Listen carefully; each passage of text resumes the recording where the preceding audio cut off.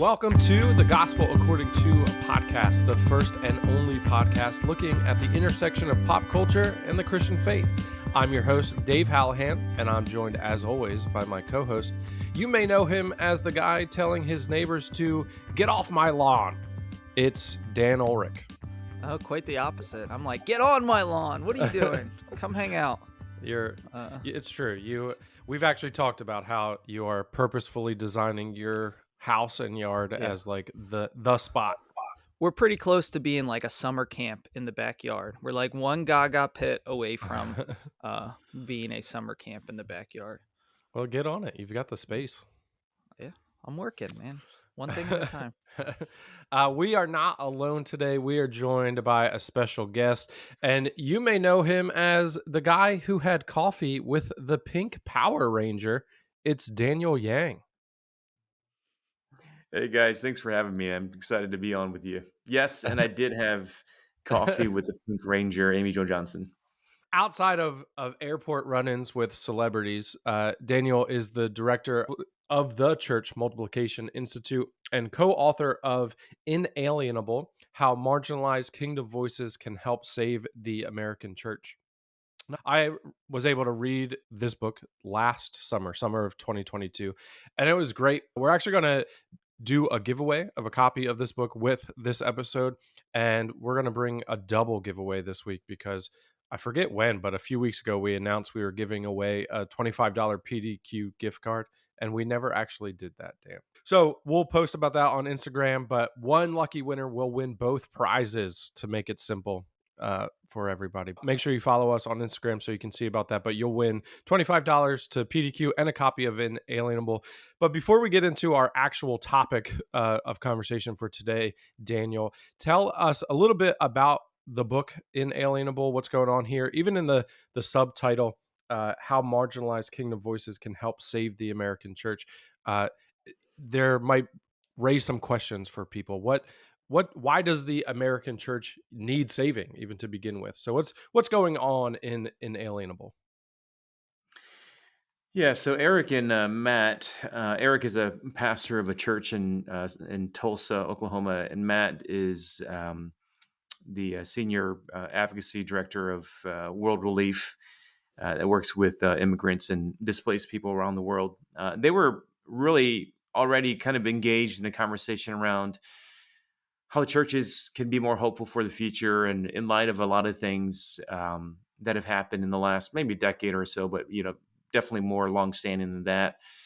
In terms of, I guess, if you were to look at it, the public perception of American Christians and specifically American evangelicals, there have been others that have written books, Kristen Kobzit-May, Jamar Tisby, others. Whether or not you agree with them as historians and writers, they're trying to get at something, and that is that the public opinion of American Christianity is eroding. And so Eric and Matt had already been talking about, like, how do we frame that in a way where we're not disagreeing with that public narrative, but at the same time, how do we have a more hopeful direction? And we started asking the question, like, what are the key things that are actually helping to renew, reinvigorate, revitalize Christianity in America? And so we started thinking through what those things were. And Eric is a PhD in the ancient church. Matt's in advocacy, and I'm a missiologist. And we started thinking about our own disciplines and how what we're seeing from around the world, what we're seeing in our own areas of expertise, how the church is actually having a hopeful future, despite some of the things that people are talking about in terms of the decline narrative, in terms of the racial unrest, those kinds of things. And so what we try to do is we try to point to a couple of things that we think is a hopeful reminder that the church in America, God is still actively at work, while not trying to minimize the some of the objections that people have raised. And so we're talking about how the ancient church has a lot to teach us. The church at the margins here in the U.S. and the church from around the world.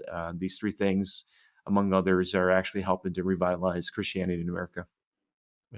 Yeah, I loved the book. It was like I said, it was a great read, and I think that hopeful tone is so necessary and needed, because it is, at least for me, it's easy to get jaded and even to become hopeless and just to look at all the problems. And frankly, they are overwhelming. But there are positive steps that we can take. I like too that there's like discussion points and questions at the end of the chapters as well. So it's a good book to interact with, whether personally or with others. And I know just for me, personally, like the idea, one of the main challenge that I took away from it was that like the face of Christianity, both globally but even in America, is becoming less white. And for some, that's a cause for concern, feels like a loss of power, influence, and can be threatening. I think probably maybe a majority. It's probably just ignorance of that fact or indifference to it. But then there is a third option, which is instead of like seeking to maintain status quo or leadership, to follow where God is clearly leading. And so for me, I recently left the church that I was pastoring at, and as I like move forward um, in what church will look like for me, I know that's something that's in my mind is like, well, where is God leading? And it might be through people who don't look like me. And Mm. rather than trying to, well, maybe I can find a place where I can lead. Where can I follow that God's already doing stuff? So that book has been, it stuck with me over this year, and as I move forward, that's a question that I'm definitely wrestling with. So thank you for your work there. And again, you can win a copy, but if you don't win, go buy a copy. It's worth the read for sure. All right. So that's not why you're here today. You're here today. We interacted a bit over Twitter. I invited you onto the podcast. I said to pick a movie or TV show that you thought had gospel themes. And it didn't seem like it took you very long to respond with Gran Torino, uh, 2008 movie with Clint Eastwood, whose name I almost just blanked on. Uh, but I'm going to go out on a limb, Daniel, and say that being a child of Hmong refugee immigrants had something to do with you choosing this movie. Why Gran Torino? What made you choose that one? Well, yeah, I was actually kind of struggling between this movie and The Arrival. Have you guys seen The Arrival? That's another Yes, Arrival is one of my favorite movies. I love that with movie. Amy Adams, Yeah. and because, and this goes to the point, and I don't want to, I want to stay on track with Gran Torino, but the point that you were making about our book Inalienable, Arrival is an interesting s- uh, tale of, first of all, it's about aliens, which I love, like, reading C.S. Lewis's space trilogy and all that Mm, stuff. Like, it's yes. just very provocative to me to think about. I mean, I'm totally put on your tinfoil hat type guy when it comes to aliens, because it just like it blows the categories that we currently have when it comes to like human anthropology and theology and those kinds of things. And at least Lewis was courageous enough to engage in some of those things. But The Arrival is an interesting. So I'm going to tell you why I didn't or choose Arrival. Okay. Um, but essentially, it's about aliens who come from the future, to to Earth, teach humans a language so that humans might one day be able to help save the aliens from extinction. So it's a time travel movie, aliens, linguistics, starring Amy Adams. And I thought about the movie, and it reminded me a lot about Western modern missions, Hmm. where the gospel went from kind of the Western world, uh, London Mission Society and others. And following kind of the tracks of colonialism, to Africa, Asia, Latin America, and now these parts of the world are kind of returning the favor. And African Christianity is the largest in the world in terms of continental Christianity. Latin America, Asia, and at least in the United States, the largest denominations that are not declining, or at least declining slowly, kind of at a Right. slower rate than mainliners. A big part of the reason why is because of the global church from around the world arriving here, in a sense, preserving kind of Western Christianity. So that to me was really interesting. But I decided to choose Gran Torino selfishly, man, mainly because that movie was shot in Detroit, where I grew up, and half of those kids in that movie were kids that I mentored in my youth group, and Mhm. I had family members in the movie. And but there are some kind of you know pop. Christological themes in the movie that I wanted to draw from, and but I have a very strong personal connection to it because of it revolves both the conversations around race and ethnicity, but also how that intersects with our ideas of redemption and the roles that we played. So that's mainly the reason why I chose it. I have family. I have family in the movie. Well, that's fair. That's a good enough reason for me. So I think I want to talk about the themes in the movie, but from a grand perspective first, like to back out. I think to get the question out of the way, Mm. because for this movie came out in 2008, and so for 15 years, people have been asking me, and I'm sure you, Dan. Um, People want to know, what is the gospel according to Gran Torino? So if we just look at it from a broad perspective, and then I'm sure your answer can help us, like, we'll focus in on some of the specific gospel themes there. But what would you say is the gospel according to Gran Torino? Yeah, and I would say the framing of the director, Clint Eastwood, who's also the main actor, Walt Kowalski, is American society's best stab at what the gospel, what the good news is according to Gran Torino, which is really to me a critique or a commentary on racial ethnic dynamics in the United States. So let me set it up and then I'll explain. For the most part, the movie's about Detroit, but it's any Midwestern city, but Detroit happened to be the city. Um, and Ironically, the movie was originally written for Minneapolis, St. Paul, but because of tax breaks, they brought it to Detroit. And so the obviously pre 1940s, 1950s, before the Great Migration from the South up, Midwestern cities, in particular, cities like Detroit, were predominantly white. And then after World War II, you saw the migration from the South up north. And for the obviously, and then there's redlining and the white flight that happens decades after that. And for cities like Detroit, African Americans occupied them for quite a long time in terms of the bulk of the population. So Detroit is roughly today 82, 83% African American. Has been that for a long time. But back in the late 70s, but specifically early 80s, there was waves of immigrants, not just obviously Detroit, but into the United States. And this began to really challenge the racial dynamics of Midwestern cities in particular. And if you think about this, so if you think about like how we talk about the integration of churches prior to the early 90s, if you were going to talk about the integration of like we say today multi-ethnic churches, they would have used a term in the 60s and 70s, the term integrated churches, because they were talking about integrating blacks and whites. Mhm. In the 90s, you give rise to the term multi-ethnic churches, and that's because of the rise of immigrants in the late 70s and 80s. Rick Warren planted his church. If your audience is familiar with Rick Warren, he planted Saddleback Church in 1980. America was still 82, 83% white.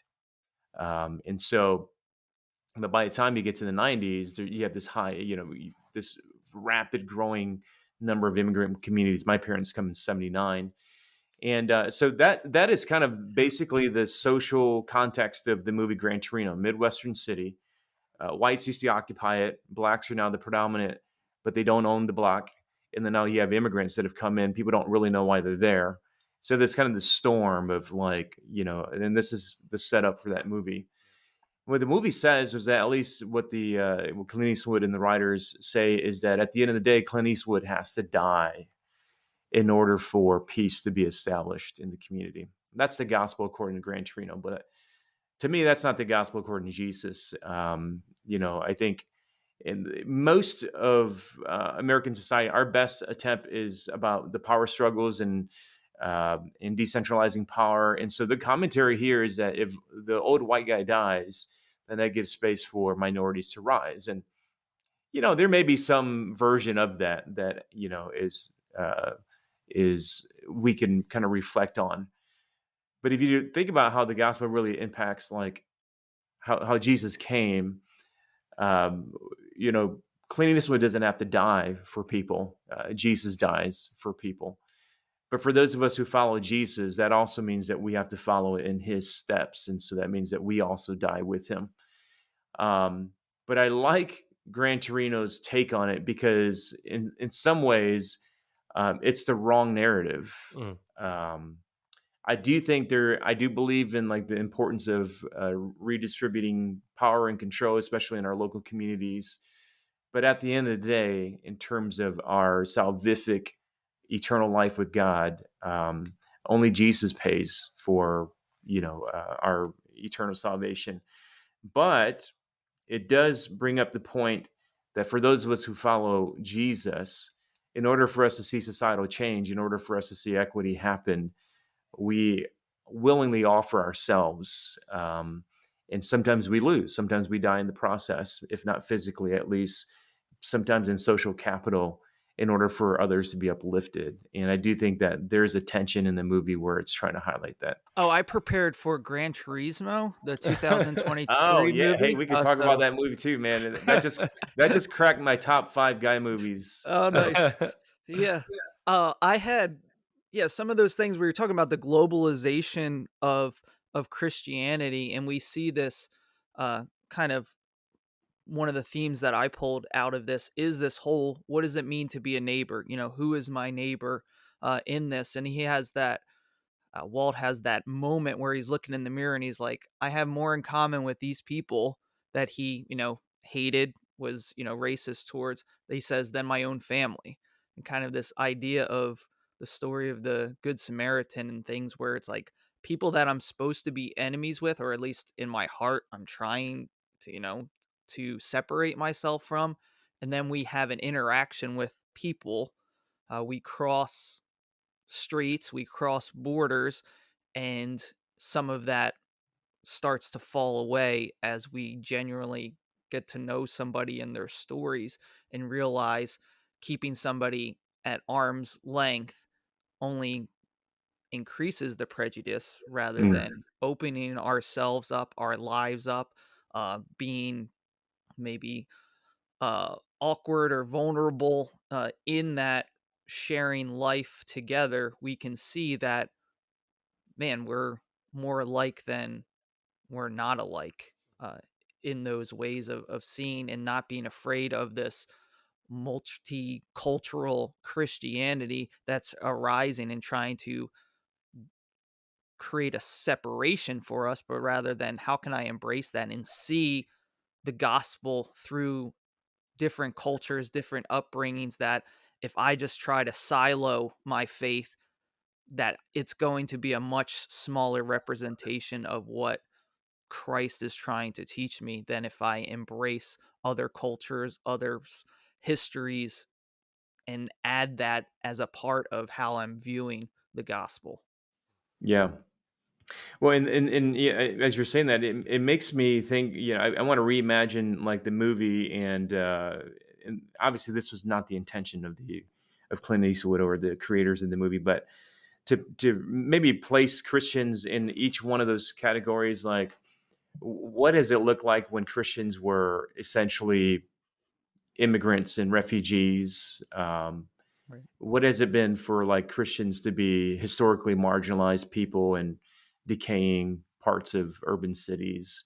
What does it mean for Christians to be those who used to hold cultural power but feel like it's being diminished? I mean, it's a very interesting perspective because I think although we're a part of those narratives, ultimately we know the narrative we belong to, the kingdom of God, like transcends those narratives, and so that has to help us inform the gospel of the kingdom, has to help us inform what it is that we're experiencing in our kind of social narratives. Like I'm not just child of refugee immigrants, but that's very much my experience, and mm, mhm, I can't discount that.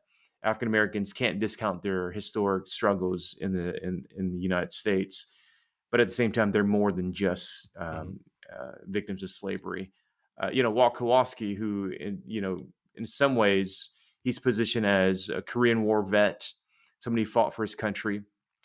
This is backdrop of Gran Torino is the Cold War.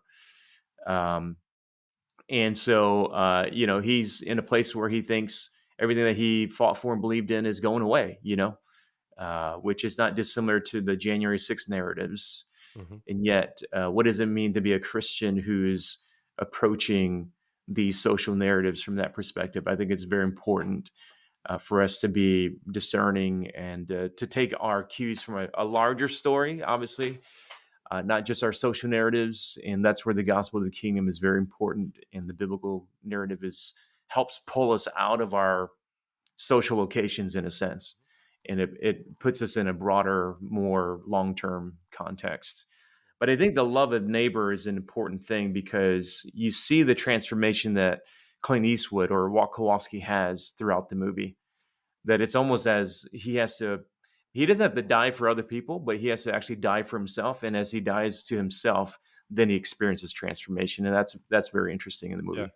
Yeah, that because I do think in many ways, and you've touched on it already, but like Walt Kowalski, the character, is set up as a Christ-like figure. Even when he does die at the end, his body as he falls back, it does even take like a cruciform pose. Um, and there is like some level of redemption of his own character, but also there is like a saving in some ways of the character Tal, his neighbor, through that. But um, it really it was his neighbors who were Christ-like to him, and that's Mm, where the transformation took place because of that. He was hostile to them from the very start. And even the one where the gang is trying to recruit the boy, and it breaks out into a fight on the lawn, and he comes out and with his gun and tells them to get off his lawn. And then the next day they're bringing him, all these food and all these gifts because he saved Tao's life. Like, but even in that moment as they're showing him kindness, he's still angry at them, like, stop giving me this stuff, I don't want anything to do with you.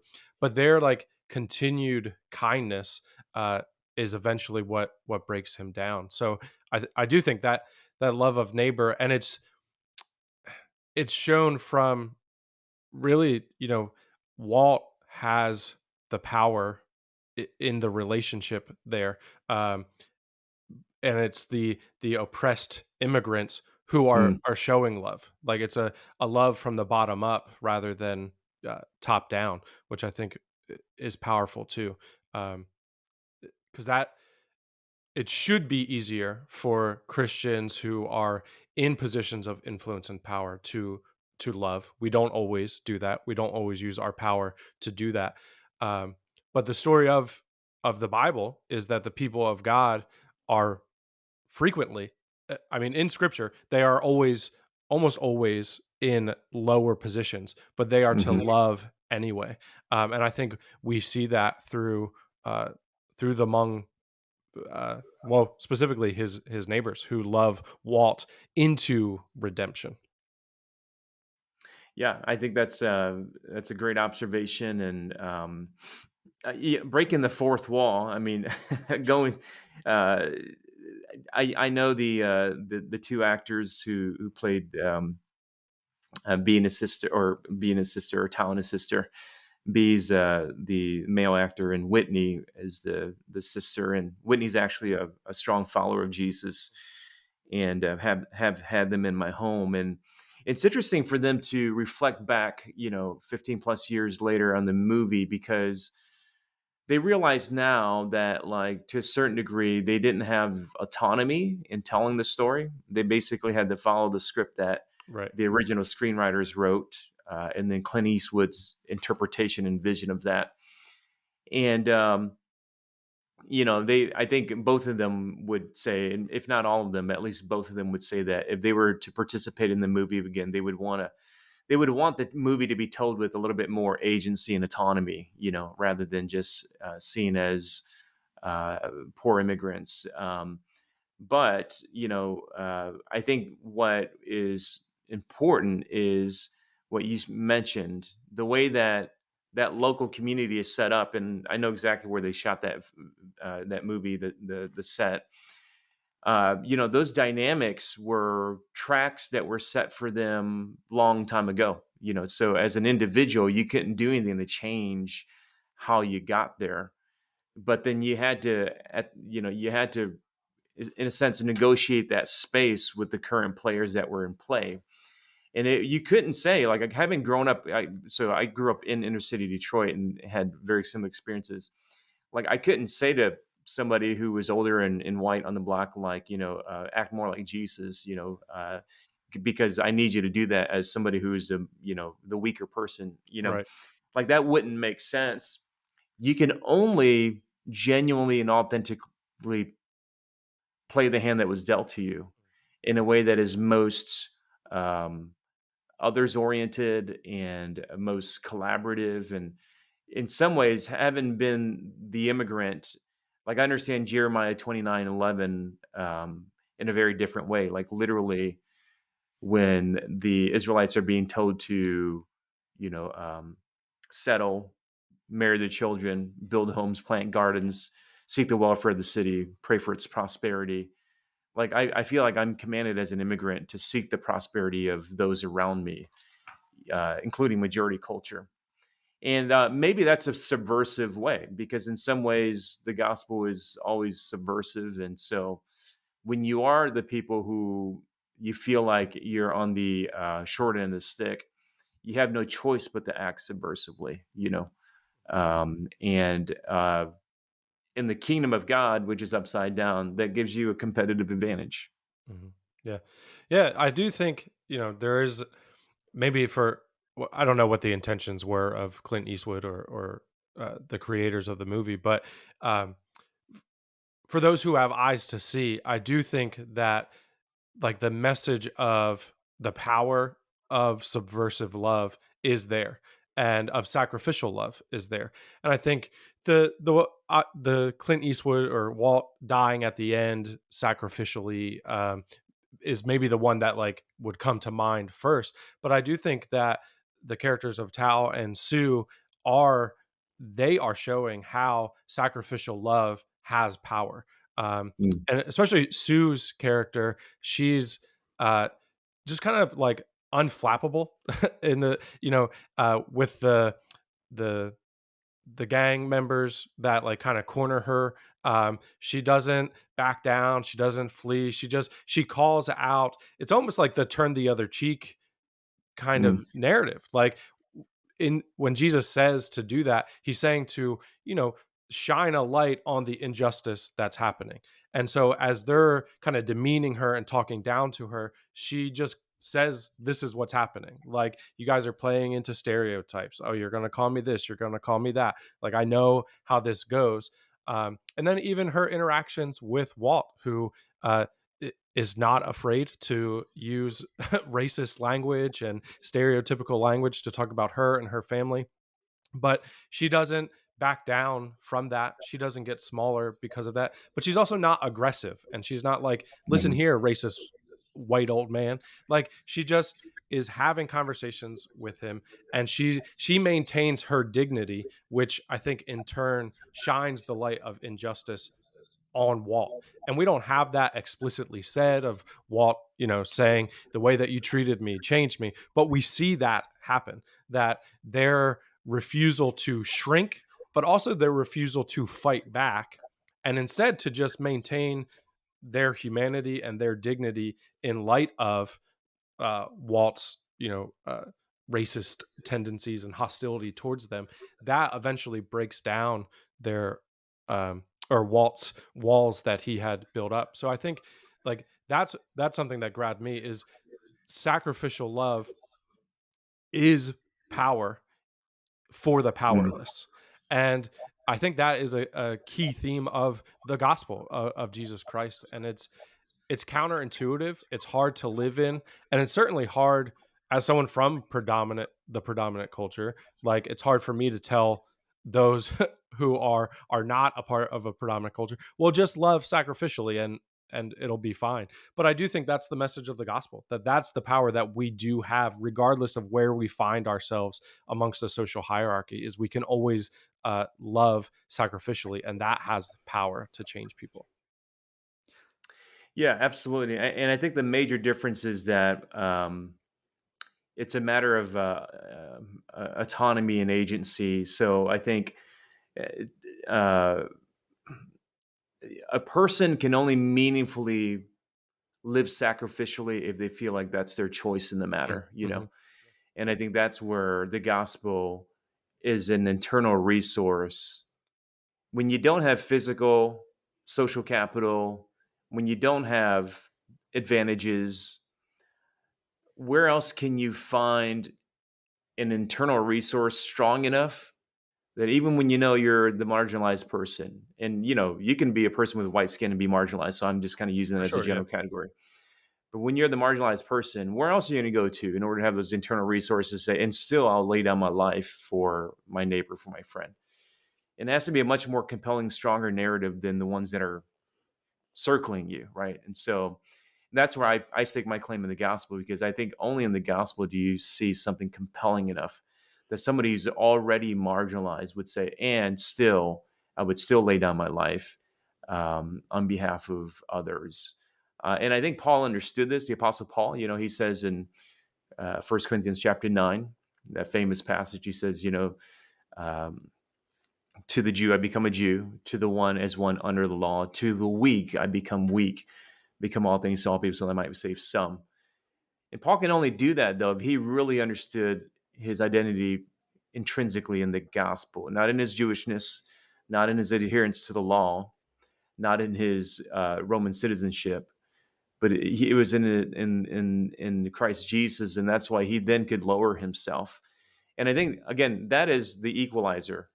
That the gospel equalizes us at that point. And I feel like what could have made the movie stronger, and again, it wasn't their intention, right? They were telling you the story of the. It was the gospel according to American discourse on race and ethnicity. That's really Right. what Gran Torino is about. But it was according to Jesus. Then there would have been moments where I think the reconciliation would have gone deeper, and the people here's the reality.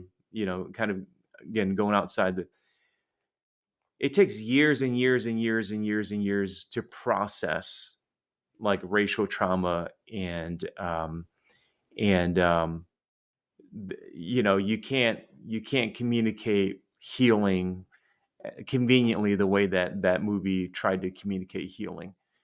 And I realized that only the Christian narrative gives you a resource that helps you to figure out that God is generationally working out traumas. When you see the portions in the Old Testament where he is going to bless nations to the third and to the fourth generation, like you realize, like, oh, okay, I can see, I can understand that a little bit better.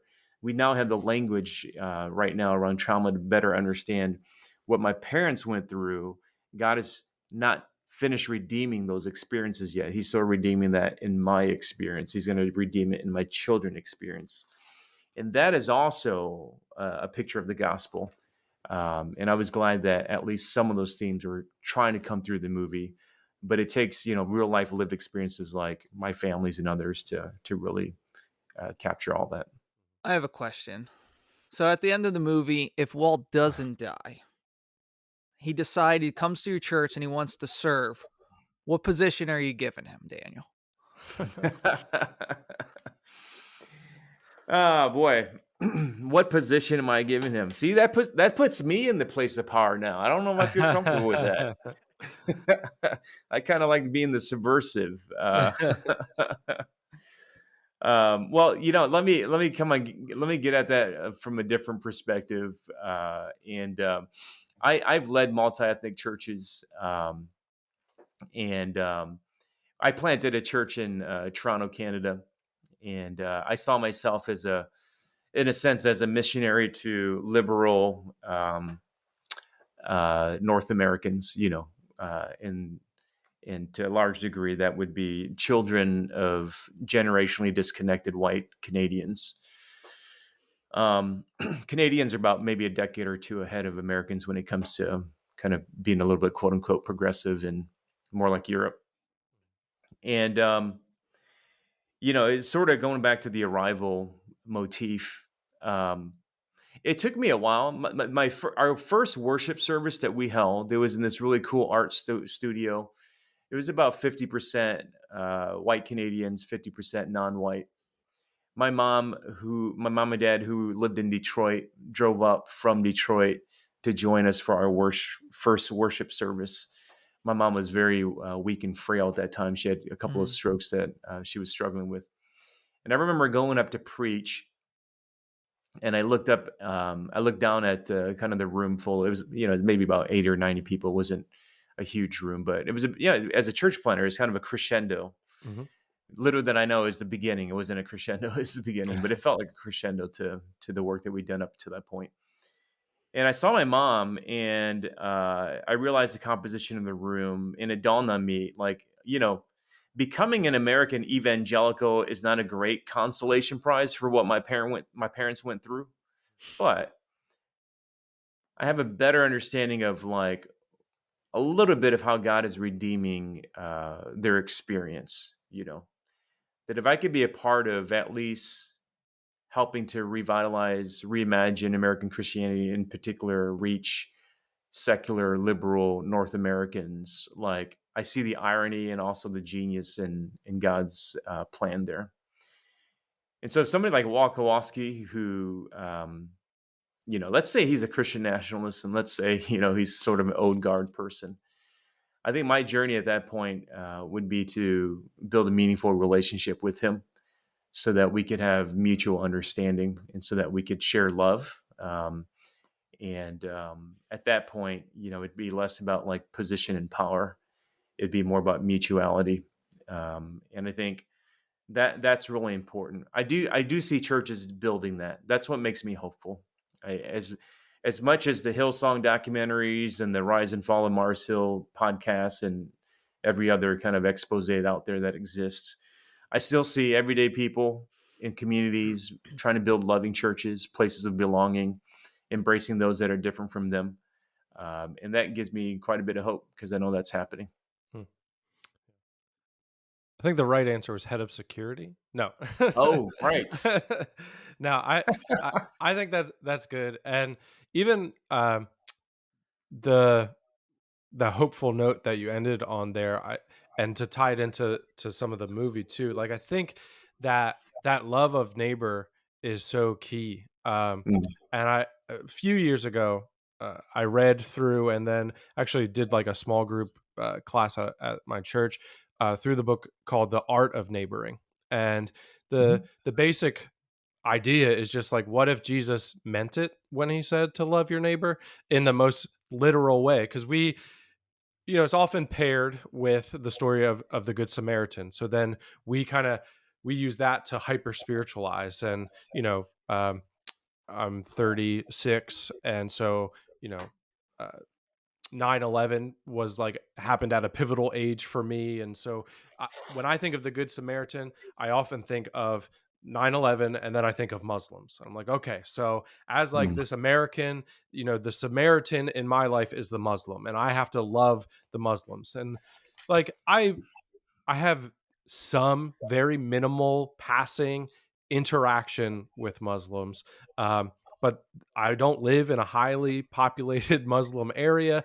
Um, and so it's really easy for me to be like, yeah, I love Muslims. Therefore, I'm loving my neighbor. But like, what about the my neighbors that are actually next to me?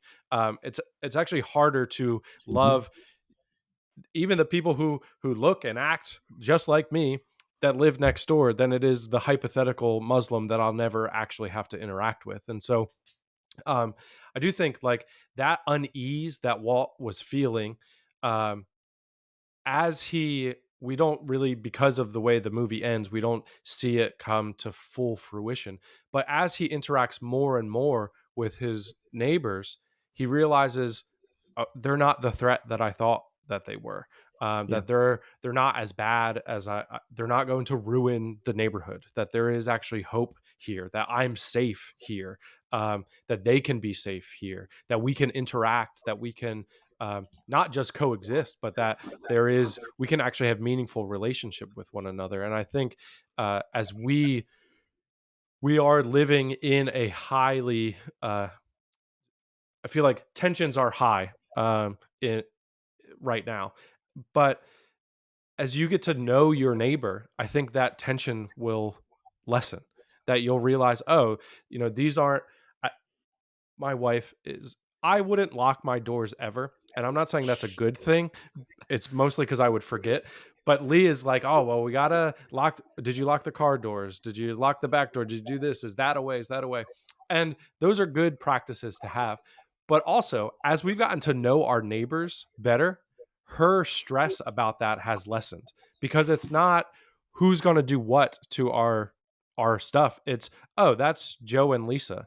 That's Carl next door. That's Kevin. That's like, we know our neighbors. We know the people who are around us. And so our anxiety isn't what will they do? We know these people and we love them. We know that they love us. So even just that simple step of actually going and loving your neighbor, and if they walk into your church, maybe you don't have a position for them right away, but you know these people and you have a relationship with them, and so it's not about the power dynamics, it's not about fear or anxiety, it's about love, and that's transformative. So I think that is our way forward. We see it a bit in the movie, but hopefully we can see it a bit more in our actual lives as we learn to love our neighbors better. Yeah, absolutely. I mean, it has to be practiced in the church. Mhm. That's where the gospel is incarnated most, is our churches. So, yeah, 100% agreement. All right, we got a couple games, but any closing thoughts on the movie before we go to the games, Daniel? Yeah, I think for me, that was probably speaking as a Hmong person, that was the first major motion picture that was on movie screens that featured Hmong people. And so, what was exciting about that, outside of some of its spiritual themes, was that it was a recognition of who the Hmong were in America. Because for a long time, people didn't know who the Hmong were. They knew that we were here. They didn't know why we were here. And so, for people don't maybe see it this way unless you're Hmong, but that movie gave us more visibility, and so that we had a cultural reference point to talk about our story. And although we now look at that movie in a different way, like it was exciting when it came out. In retrospect, we look at it, we're like, oh yeah, there was a lot of stereotyping going on there, and we would have told the story differently. But it's really given us that, and it reminds me the power of what it means to let people just to be seen, and how that opens up so much uh, trust for these kinds of conversations. So, but that's really what overall I think what that movie did for my community. Yeah, that's awesome. Well, I watched it years ago, but then I rewatched it in anticipation for this, and I enjoyed it. And like you said, I do think I saw some of like, oh, I bet if we were to make that now, we would like make it a little bit different, maybe not lean on stereotypes so much. But Yeah. um, but like I think I said earlier, like I think for those who have eyes to see, you can certainly see the gospel messages in the Mhm. movie and the power of sacrificial love. But so thanks for bringing it up so that I could watch it again. Um, Now we've got a game. Dan, you want to do your game first? All right, so this game is called In the Light of Neighboring. This is called This Is My John or Get Off My Lawn. So I'm going to propose different scenarios that your neighbors might do and see where your tipping point is Mm. for if you are okay with that. So this is my John, or if you would rather your neighbors not do that and get to the point where you might say something to them and say, "Get off my lawn." All right. So those. So I'm going to give you a scenario with your neighbors, and then you're going to tell me if you're all right with that or not. Okay. Okay. So first one, setting off fireworks on holidays. Yeah, that's my John. I'm Yeah, I can okay with give that. it that. I'll co-sign that. Also, my John. Yes. Setting off fireworks other times of the year. Okay. I live in a very festive Hispanic neighborhood, and I'm all cool with that. So we have a lot of fun. So yeah, that's my So, John. that's- It's like the- that first, like the first week of July. It's just any point fireworks could be going off. I feel like the end of December, beginning of January, it's the same. And like I those like 2 weeks, I'm like cool with it. With sleeping children, Yeah. I Mhm. it does bother me, but it because It's I yeah, feel it's like it doesn't affect me that much, but when my kid wakes up and is yeah. crying, that's when I'm like, "Oh, come on." Yeah. Yeah, luckily my kids are older now, and my dog that used to get freaked out is old enough that he doesn't hear anything anymore. So, I'm more okay with it, but it's just funny on, like, the town-wide Facebook pages or things that are like that. They're like, "Oh, there's the fireworks. Happy July 9th." It's like celebrating July Yes. 9th. Um, alright. Uh, so having your neighbors, throughout December having the Griswold light display. So, a lot of Mm, lights mhm. going on, bright lights all at night next to you. Okay. Man, my daughter shames me for not having enough lights. So that would be get off my lawn because I don't need the more shame. Mm, Just just be like, "Just look at our neighbor's house then if you're worried about Exactly. yeah. ours not having, Yeah, exactly. Years lights." ago, there was a picture that, uh, was floating around the internet, but it was like a big Griswoldy type display, and then the house next to it, just in a string of lights, they wrote the word "ditto" with an arrow pointing to the neighbor's house. I'm like, "That's the spot. That's the way to do it." That's funny. Alright, if your neighbor coming over and cutting your lawn or shoveling your driveway anytime you don't do it right away. Oh boy, get off my lawn because that means trouble for my wife. She'd be like, "See, I told you to do it." Right. And yeah, so I'll take care of myself. I live in a cul-de-sac, and, one one guy has a snowblower, which is awesome, and he'll, like, do the sidewalk around the whole cul-de-sac, which is great, love it. But there is a bit of a pressure where there's like, I'll shovel my driveway later, but then I hear the snowblower going, and I'm like, Mhm. well, I guess I'll shovel the driveway now. Yep. I can't just be sitting inside in the warm while he's snow blowing my sidewalks for me. That's a healthy shame. See, It that's a is, healthy it Yep. shame. is, it is a healthy shame. Yeah, there's definitely this, like, unwritten rule of, like, "Oh, man, the grass is getting long," and then you hear your neighbor cutting theirs, and you're like, "Oh, man, can't let them outdo me." Alright, having kids play games in the street hockey, football. Yeah, we love that, man. That's our John. Yeah, Yeah, we for try to sure. encourage that as much as possible. So Mhm. yeah, Yep, we love love that. it. You got hockey games going on in the cul-de-sac, Dave? No, we don't. We played wiffle ball the other day, though. Nice. There's a nice Nice. wiffle ball, cul-de-sac wiffle ball game happening. Alright, lastly, having a rooster crow throughout the day. Hmm. Roosters would not last long in my neighborhood. So yeah, get off my lawn. We'd have it for dinner if it if it stays too loud. Uh, Yeah, that's funny. My neighbors have chickens, and he plays the oh, banjo also at weird oh. times at night, and I'm like, The it chickens just do? he no, the neighbor does, and it's interesting because I've grown accustomed to it, but like I live in New Jersey and like 20 minutes from Philadelphia. I just I Oh. in the suburbs, I'm like, it's not. I don't know. I don't think of chickens and banjo here. That doesn't feels like I'm somewhere else. But all right, I've got a game as well for us. This game we've played different versions of it before, but I'm calling this one in honor of Clint Eastwood. Feeling Lucky Punk, uh, and it's a real or fake Clint Eastwood edition. So I'm going to give you Mm. something related to Clint Eastwood, uh, and you're going to have to tell me if this is real or fake, true or false. Okay. All right. Wow. So Clint Eastwood was offered the role of James Bond, but he turned it down because he said James Bond should only be played by British actors. True, real or fake? Wow. That sounds too real to be fake. I'm gonna say true. I'm gonna say real. This is real. Yes, I'm gonna say real as well. It is real. Good job. Good Wow. job. Good for Yes. him. I think this was I forget now, in like 78. They said the specific Bond movie, but I didn't write it down. So, uh, but yes, he was offered the role and he turned it down. Fun fact for you. I don't know how fun it'll be, but he was also offered the role of, I forget the coach's name, in Any Given Sunday.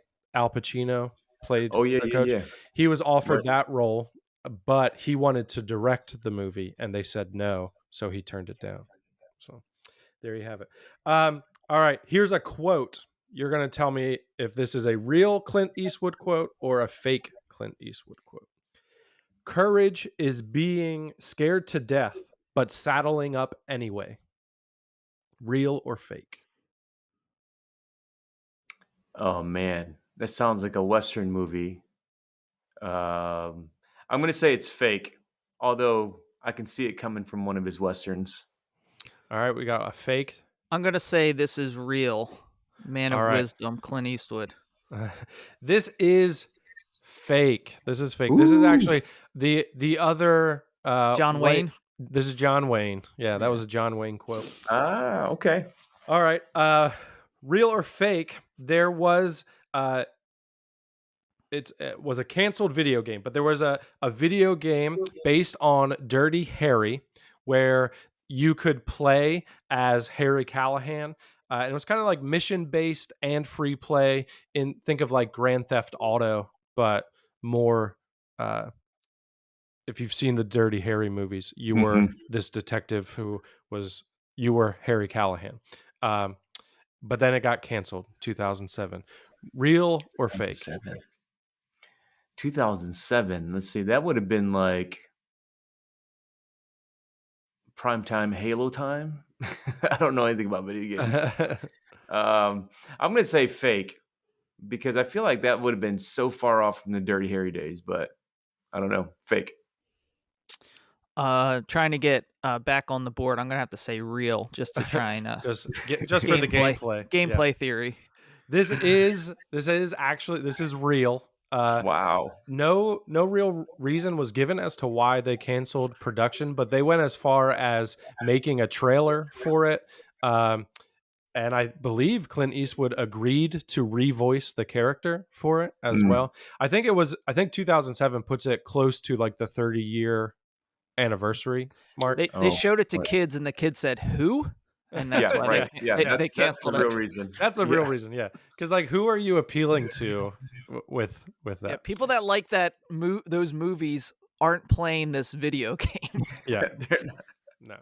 no. All right, last one, real or fake? We got a tie game right now, I Oh believe. man. Wow. So this is for all the marbles.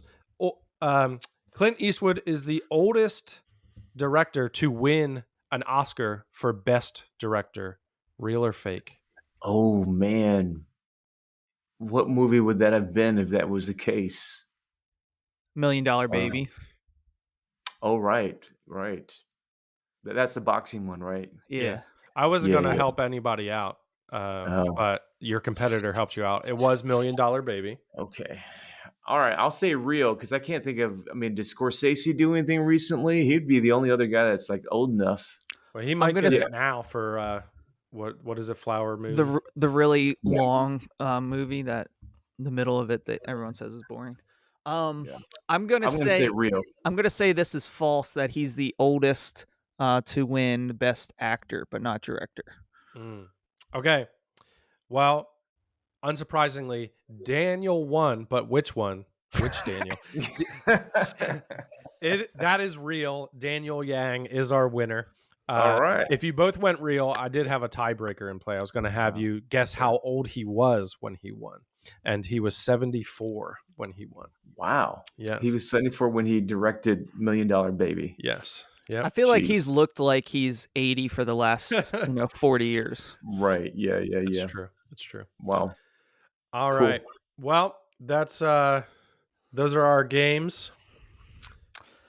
Thank you, Daniel, for joining us. Make sure Thanks for having me. everyone Yeah. out there pick up Daniel's book Inalienable. wherever good books are sold. Doo-doo-doo. You can find that. Thank you for everyone joining us for the Gospel According to. Remember to follow us on all social media platforms that exist or have ever existed: Instagram, Facebook, Twitter, X, TikTok, YouTube, Farmville. Mm, at TGAT Podcast. Thank you for sharing the gospel according to with your family, your friends, your local neighborhood gang. Maybe they'll hear it and have a change of heart. there you go. Um, so that's where you can follow us everywhere, TGAT Podcast. How about you, Daniel? If people want to follow along with your work, because I think you've got another book coming out in a bit, right? Yep, yep. Got a Um, book coming out with Zondervan Future now. Yep. My social handle is KOOBXWM. All right. So give Daniel a follow. And then if you want to ask us a question, you can send us your mailbag question on any of our socials or by emailing tgatpod@gmail.com. Or you can tell us something we got wrong, something you disagree with that we said, or just tell us how awesome we are. But we would love to interact with you that way. And make sure that you're doing your part in obeying the Great Commission by helping us spread the gospel according to podcast. One great way to do that is leaving a 5-star rating and a review. And if you do that this week, take a screenshot of it, send it to us. That's how you'll be entered to win both a copy of Inalienable and a $25 gift card to PDQ. Uh, so make sure you leave your review. And if you leave us a written review, we'll read it here next week. This was the gospel according to Gran Gran Turismo. Torino. Torino. Totino's Pizza Rolls. And I did have coffee with the Pink Ranger, Amy Jo Johnson. Yes, that I was scrolling through your Instagram today and I saw that and I'm like, that's the one. I'm picking that. Daniel is the director of the Church Multiplication Institute. I do think we'll have to have you back on for the Gospel according to aliens at some point. I Oh, think let's do it. you've opened that door. So, I'm totally down for it. but I'm gonna bring my tinfoil hat though. I feel like I've talked a lot, Dan.